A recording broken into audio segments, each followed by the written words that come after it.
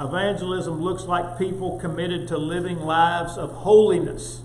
And we talked about how that word would have the images that word would have invoked in the minds of the Jewish people, especially pertaining to Peter's first epistle, as he who has called you is holy, you also be holy in all manner of your conduct, as it is written, be ye holy, for I am holy.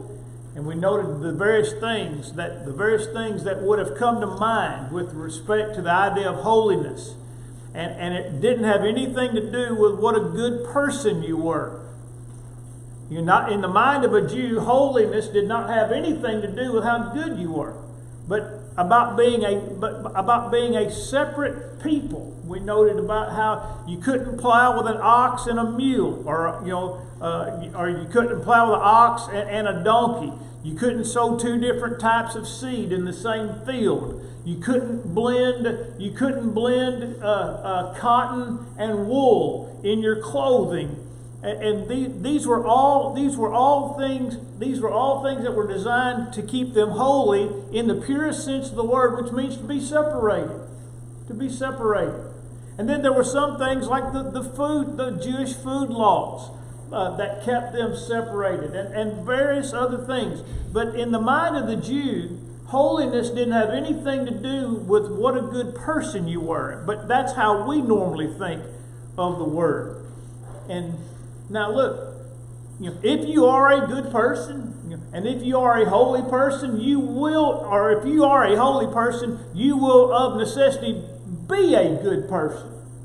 Because there are other things involved in being a separated child of God. But the Jew didn't think, in those terms when he heard that word. And so we wanted to think about being dedicated in our lives, our pursuit of holiness. Pursue peace with all men and holiness, without which no man shall see God, Hebrews 12 and verse 14. And then we noted that it was it pictured a people that were committed to staying on their message. Keep the main thing the main thing. And the main thing is go and preach the gospel to every creature.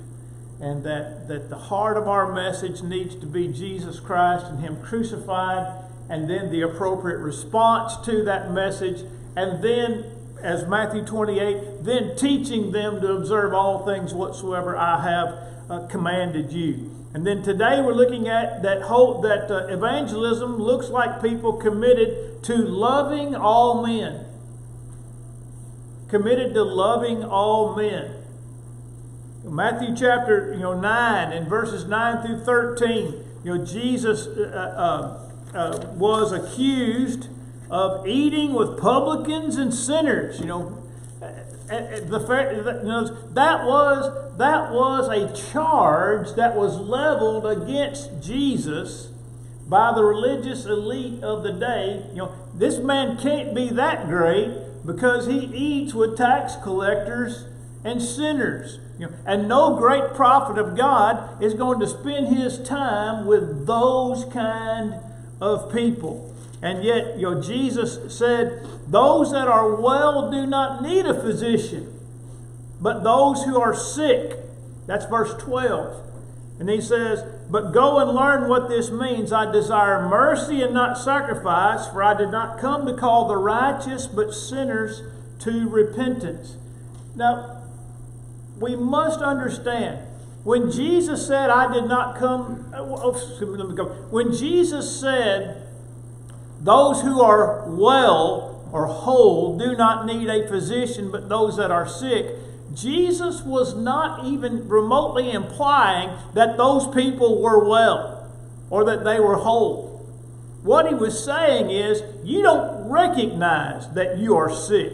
You don't recognize that you are deficient. You don't recognize that you need me and what I have come to bring to you and to the rest of the world. So Jesus is not saying you're well, and so I'm not going to talk to you because I think you're well, and so I'm only going to go to the sick people, which is what a doctor would do. That's not what he's saying. He's saying you don't even recognize your own sin. You don't recognize your own spiritual sickness. He says, I did not come to call the righteous, but sinners to repentance. And he wasn't saying that they were righteous when he said that. Because as the Bible teaches us from the book of Ecclesiastes, chapter 7 and verse 20, which is quoted in Romans chapter 3, verses 9 and 10, there is none righteous, no, not one. All have sinned and fallen short of the glory of God. Romans 3, verse 23. So Jesus is not even implying that they're righteous. If we would go back and look at some of the text, for example, in Luke chapter 18, the Bible would say, Jesus spoke this against those who believed they were righteous and despised others. The Pharisees were not righteous, they were self-righteous. In other words, they were righteous in their own eyes and looked down on others, and despised others. And so Jesus is not saying that they're well. He's not saying that they're whole. He's just saying, these are the people these are the people that do not recognize what I have brought to them. But the people that I'm associating with are the people who are more open and receptive to the things that I have to say.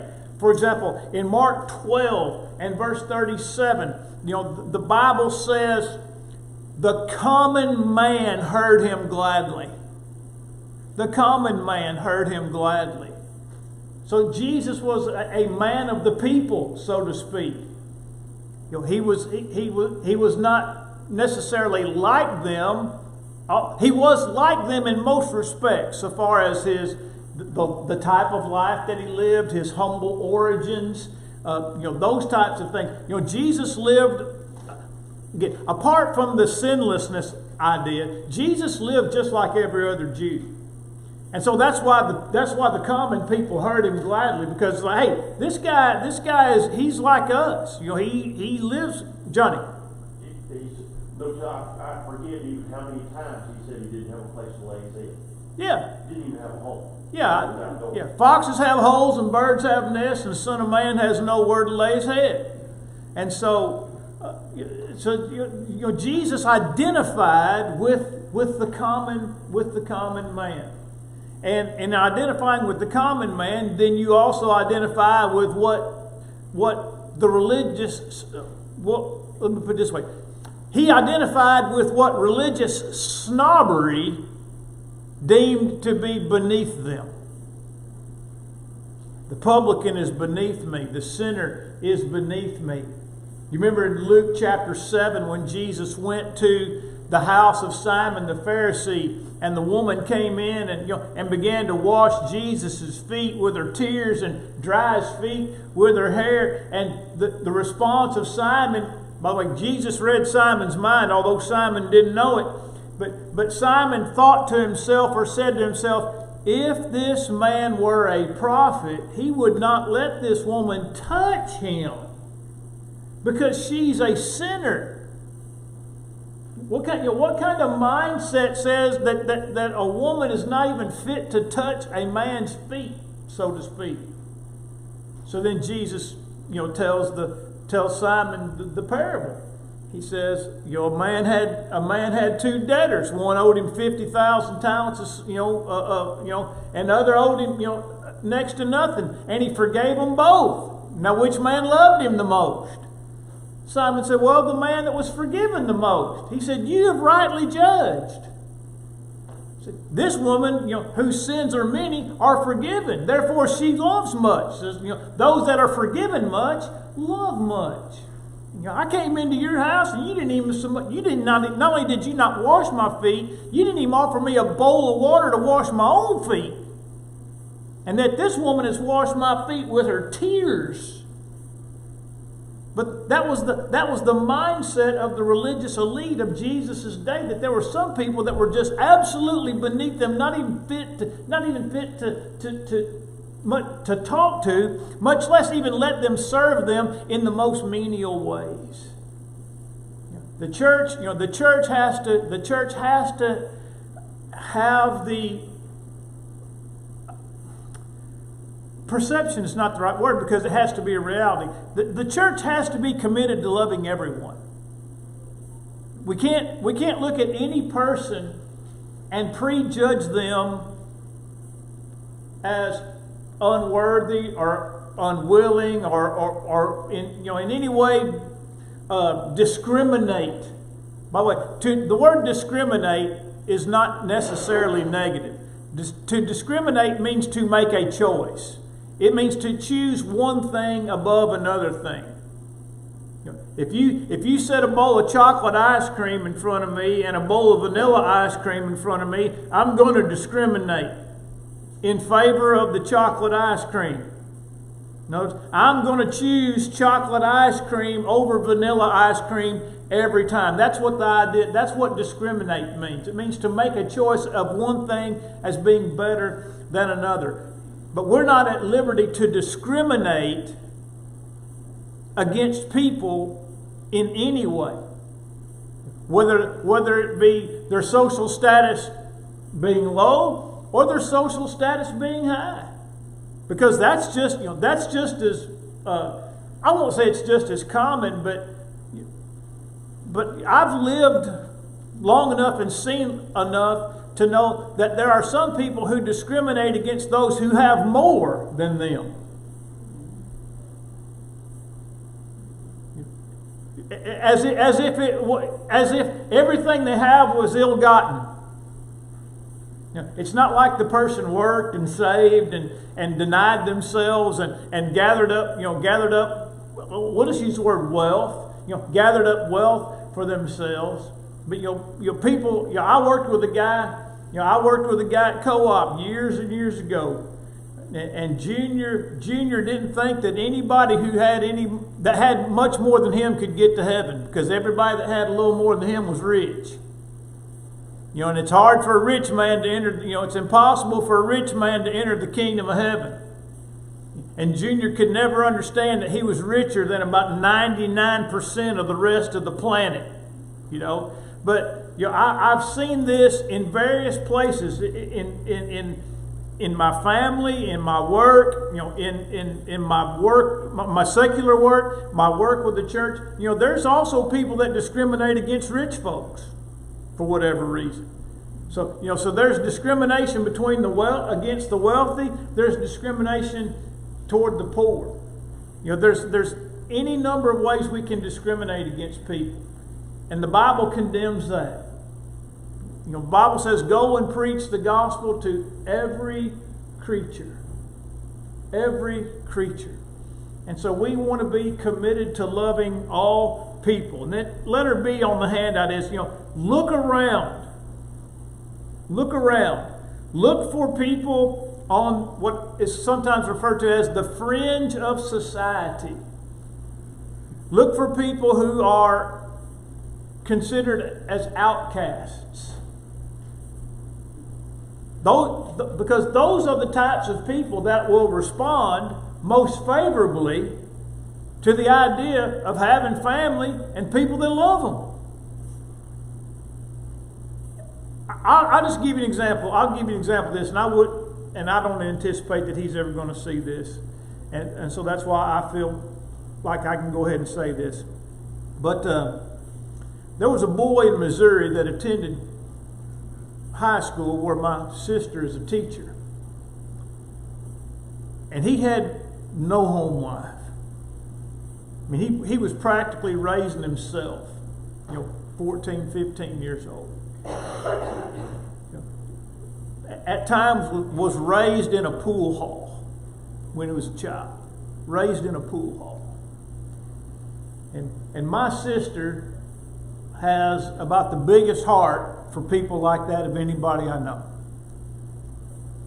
I mean, for the last several years, there's always been kids at our Christmas gatherings that are in no way related to us, except for my sister knew they needed somebody and took them in. I mean, multiples, okay? Well, Jordan needed a place, and my sister and my brother-in-law took him in. And not long after they took him in, he obeyed the gospel. And this past Tuesday night, when we went to singing, where Freeman preaches and where they attend, we had a singing that night, and Jordan stood up and led a song for the very first time in the congregation. And we're sitting at Jeffrey's house on Wednesday. We're having the big, everybody's there for Christmas. My sister's there, and her son Luke, and Jordan is there, and my brother Paul, Paulie's there with his family, and all of my crew's there. Mom and Freeman are there, and we're sitting around, and it's just me, and it's always confusing because my sister's husband is named Paul, and her brother is also named Paul. So my mom just calls Beth's husband Tall, because he's like 6'5". I just call him Big Paul, but Mom calls him Tall. But for the sake of me and Big Paul or Tall are sitting in the living room, and out of nowhere Jordan said, "Man, this is great." He said, having a family and people that love you. He said, I've never had that. This is a 16 or 17-year-old kid just opens up and says, I've never had that before. He said, I haven't felt like this since I was a little kid living in New Jersey. And I'm like, that's the person. That's the person. Not that we're discriminating against others, but that's the person we got to be looking for. It's the outlier. It's somebody that we understand is looking for something. There's something missing in their lives that the church, there's a void that the church can fill. That the church can fill. And look, and I would say, for the most part, and I'm going to paint with a really broad brush, and if this doesn't apply to you, I apologize ahead of time, okay? But by and large, we want people who look like us.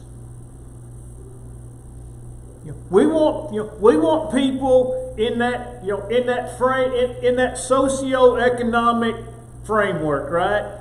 It's okay for them to have a little bit more than us, or it's okay for them to have a little bit less than us. We want them, again, not impugning anybody here specifically. I'm just saying, we want them to have, some level of education. We want them to have what we would call at least average intelligence. We want that, all the things that fall within the periphery of what we are is what we're the most comfortable with, right? And it's just natural. It's not that there's anything wrong with that, because most of us, by and large, associate with people that are within that periphery. What I'm trying to encourage is for us to look beyond our periphery and see those that are on the outside of the periphery. Look, and I'll just say it this way. Rich people can be just as lonely as poor people, right? Is that right? They can be just as destitute of familial warmth and acceptance and fellowship as anybody else. And so, evangelism looks like us looking beyond our comfort levels or our general periphery of influence. That's what it takes. Look for people on the fringe. Look for people in difficult home situations with family. People perhaps going through divorce. Somebody that obviously desires something better in their life. They figured out that the life that they're living is not all that fulfilling. Look, doing what you want only goes so far. It only goes so far. And at some point, people find out doing what I want all the time is not cracked up. Is not always, what it's cracked up to be. All right, and then Letter C, people don't have to be alike. That is, like me, to be made in God's image. The scope, Jesus pulled from every corner of Jewish society when he drew his apostles together. You've got James and John, the two hotheads, right? You don't get the nickname Sons of Thunder, because you're calm, cool, and collected at all times. You've got Simon the Zealot. The Zealots were people who were intensely opposed to any type of Roman influence over the Jewish people. The Zealots were, I hate to use this term, but I'm just going to use it accommodatively, okay? Zealots were the Jewish terrorists of the day. If you remember, if you're old enough like me to remember, if you're old enough to remember that in Ireland, remember the IRA? Those people would all claim to have been religious, right? But it didn't bother them to blow up a bus. Right? That was the attitude of the zealot. If they thought they could slit a Roman soldier's throat and get away with it, they'd do it. If I could kill this guy and hide the body and I'll do it. That's the zealots.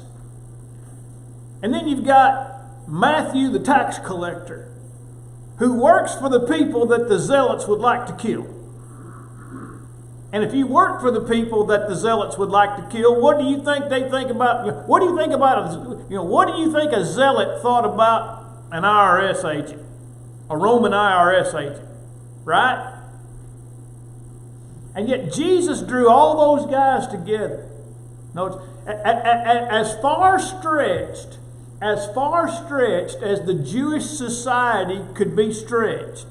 Because obviously it's a very homogeneous society, racially speaking. But in the way that people thought and what their pursuits were, Jesus gathered them from as far in each direction as humanly possible, right? And he brought them all together under a single tent with a common goal, and a common purpose. We have to let people be themselves and not attempt to twist or force them into our image. I'm going to tell a story on Johnny here.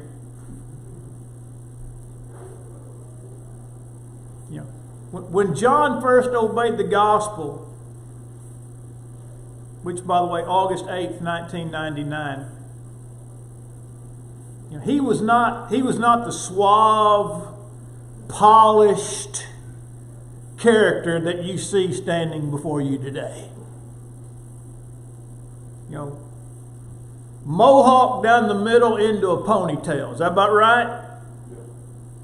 Mohawk down the middle into a ponytail. Obeys the gospel. And one of the first things he asked me after he became a Christian was, do I have to cut off my ponytail? That's what he asked me. And he was sincere because, he didn't just ask that question, just willy-nilly. And I said, absolutely not. And here's what I told him. I don't even know if he remembers this. I said, and if it's all the same to you, I wish you'd keep it a while, because there's some people around here that need to lighten up. That's what I told him. There's some people around here that need to lighten up. I told Wade Mann that story, and Wade said, Wade obviously affirmed that what I told him was right and true. And then here's what he said. He goes, but it won't be long. One of these days he's going to show up and that thing's going to be gone. And Wade had a nasty habit of being right. And it wasn't very long John comes in and his hair's cut. The ponytail is gone. And all the old women just made over him, like he was the prodigal to come home.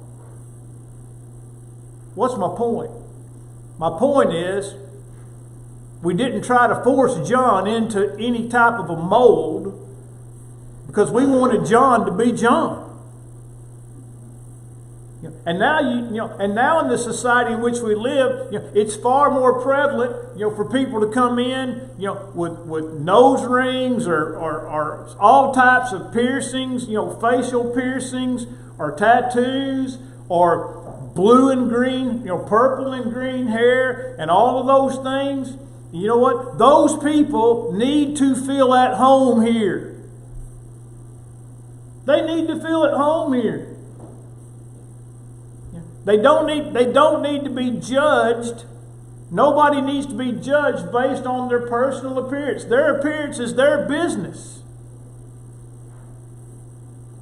That's the kind of people we want to be. Listen.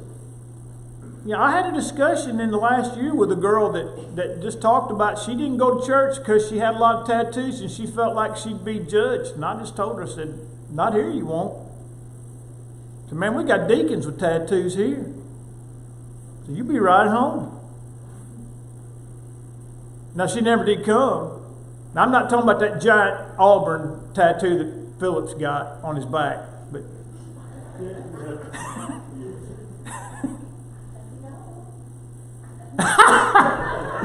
he does not have a giant Auburn tattoo on his back. He has a small one on his arm. I think Shannon Mays talked him into that one. But in any event, people need to feel, when they walk through those doors, they need to feel welcomed and warm.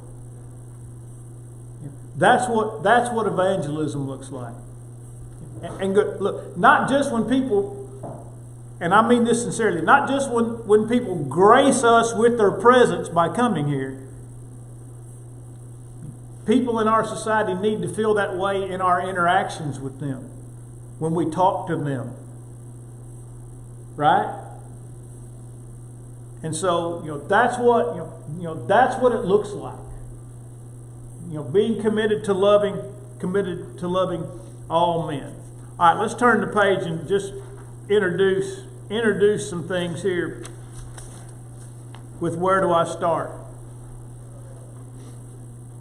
I've talked in time past about a book that I have found very helpful called Tactics. It's by Greg Cowpel, and it's listed there in the introduction. And in number 1 under the introduction, our engagements, that is our engagement with people, should look more like diplomacy than D-Day. In other words, diplomacy means two people are going to sit down and have a discussion, a reasonable discussion, and listen to one another. Whereas D-Day was just an overwhelming force, right? Tens and tens and tens of thousands of soldiers just in mass. We're going to lose 50,000 men, but we're just going to overwhelm them with numbers, right? We're going to impose our will, on these individuals. And which, by the way, sometimes you have to go to war like that, but we should never evangelize like that. We want diplomacy. We want discussion. We want dialogue. We want genuine listening. Seek to understand before you seek to be understood. Less D-Day and more diplomacy. Then number 1 is, we have to get away from the culture of shouting and accusation, and this includes how we deal with brethren. The world we live in now, and especially the political and the sports world, is everybody's hollering. Stephen A. Smith has probably made $100 million hollering. That's the culture that's been created, both in the political and the sports realm, and those two realms take up just about all the space. But it's shouting and accusation. Number 2, stop trying to own liberals. This was a quote from Nikki Haley. Said, stop trying to own liberals and start trying to convince them. That was her statement. And if you're anywhere in the social media realm, you've seen the thumbnail. Ben Shapiro, and then in all caps, destroys, right? Destroys, and then it's clickbait. Jordan Peter destroys woke, whatever. Scott Jennings destroys, Scott Jennings obliterates CNN panel, which he probably did, but the point is everything is overblown. We want to, for lack of a better term, we need more Charlie Kirks. People that'll just sit down and let you talk, say what you want to say, and then engage in meaningful dialogue. That's a great. He set a great example for a lot of people in a lot of different arenas. If you just want to be honest about it, and I'll just be honest with you. I don't see anybody on the horizon that's going to take his place. And the sad thing is, what a unique character he was, because the world could use 1 million more just like him. And when I mean that, I mean in the public sphere. Obviously there are people that we know that can do locally what Charlie did. People that can get into the public square and do what, No, it's a shame. It's a shame that he was such an anomaly, right? But we need more of that in our public discourse and in our dealings with others. Number 3 is this. We must be. Let me just mention letter B under number 2, because this won't mean anything to you unless I explain it. But William Lane Craig is a world-renowned apologist and philosopher. The man is absolutely brilliant. Absolutely brilliant. Teaches at Biola University, which is a fine liberal arts college. I believe Biola is in Chicago. Scott, is that correct? Don't know. I think it's in Chicago, but he's a great apologist, and he was debating, just sitting in a chair with an atheist named Peter Atkins, and they were on William F. Buckley's show. And so Atkins makes this assertion. He says, "Can you give me, can you give me one thing that science can't answer?" He said, "Well, let me give you 5. Without missing a beat, let me give you 5." You knew that guy was ready, right? And when he got done, he just very calmly, he says, "Science can't explain moral values. Science can't explain, good and evil." And he went through all this thing, and then he was just very calm. And when he got done, Buckley looked at Atkins. He said, "Well, put that in your pipe and smoke it." Of course, it was obviously meant to be a joke, but Buckley was like, you asked for one thing that science can't answer, and he just calmly gave you 5. No, he was prepared. He wasn't trying to embarrass Peter Atkins. He was simply trying to show the fallacy of his worldview, and his positions. And then this, and I heard Calcle, when I heard Calcle was going to be on the Babylon Bee podcast, he's been on twice. I heard him make this statement, and it's always stuck with me, is that in thinking about evangelism, we have to be more concerned with gardening before harvest. Harvest is not gardening. Right? Gardening is preparing the soil. Gardening is planting the seed. Gardening is protecting the plant. Spraying it for bugs, or staking or pruning tomatoes. Or putting them in baskets.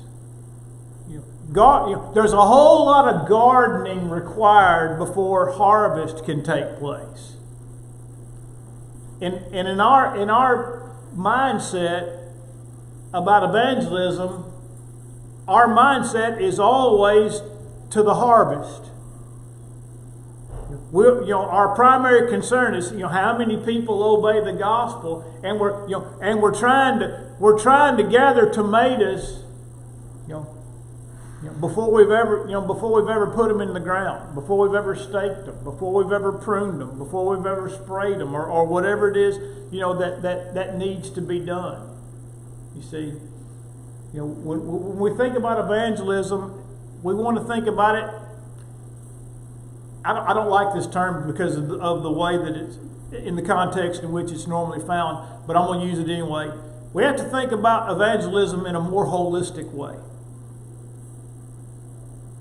We need to see the entirety of what's involved in it without just thinking about gathering tomatoes. All right, so we want to look at evangelism in a way that talks about the gardening. I mean, look, John the Baptist was Jesus' gardener, right? I mean, Jesus didn't just come on the scene and start teaching what he was teaching, did he? I mean, somebody else came first, right? John the Baptist came first. He's the forerunner. In other words, and he said of himself, he's preparing the way of the Lord. Then Jesus talked to his own apostles in John chapter 4, when he says, I'm going to send you in to reap where you have not sown. Someone else has sown, and you are going in to reap. What's he talking about? In other words, somebody else has done the legwork here. And you're going to go in and reap the harvest of their labors. He said, but the laborer and the gatherer rejoice together. But you don't get the gatherer without the laborer. The example I've used in many cases is when we would go. We went to Ghana, and ahead of the preacher seminar, we spent like 4 or 5 days doing nothing but one-on-one studies in villages. But when we got there, every single appointment was already made. Every single person that we studied with and sat down with, for the most part, was expecting us. And we baptized a lot of people in that short period of time. But somebody else had been gardening before we got there, you see. And so as we think about evangelism, that's why I said everything that we do, whether it be in our benevolence and our fellowship, and all the things that we do, all those things need to have an evangelistic flavor because they need to be directing our minds and theirs, to that ultimate purpose, which is to teach everyone the gospel. All right, Lord willing, next week, where do I start? In the body there. Or should I say next year?